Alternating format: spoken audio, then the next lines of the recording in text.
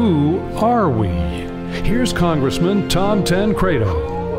This weekend, 2 feet of snow, 2.5 feet of snow. Federal workers were told to stay home for the third day in a row. The House canceled votes all this week. Boy, they're going to be talking about this storm for years. Schools were shut down, businesses closed, visibility near zero as wind made the snow feel like tiny shards of glass biting into every inch of exposed skin.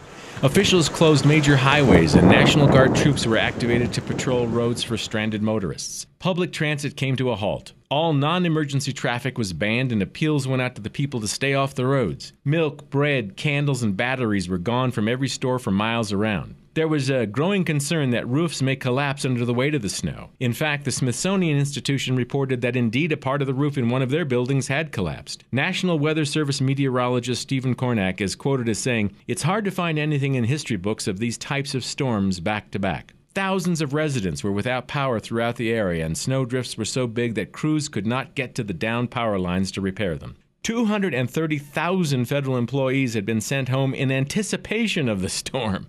These were identified as non-essential personnel. Think of it. Almost 250,000 federal employees just in D.C. are not essential.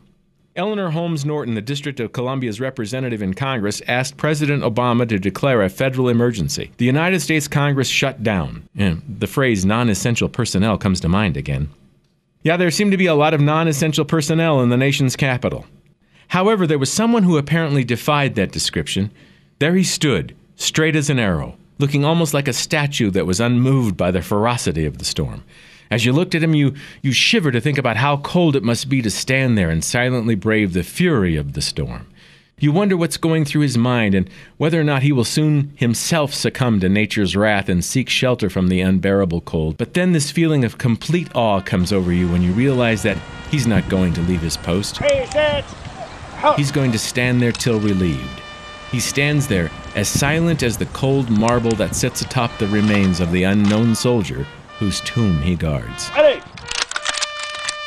Hey! Fire! He is truly Ready! essential personnel. Hey! Fire!